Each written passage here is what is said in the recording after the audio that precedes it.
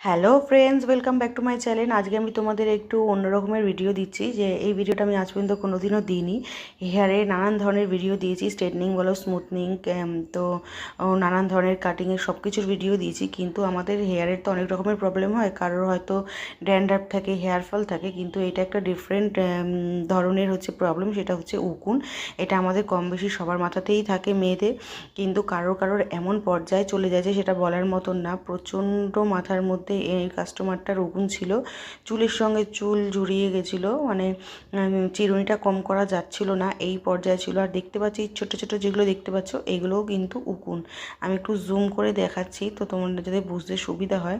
বড়গুলো তো আছেই, ছোট ছোটোগুলো হচ্ছে ওর ডিম, আর হচ্ছে ওই ছোট ছোট উকুনের বাচ্চা।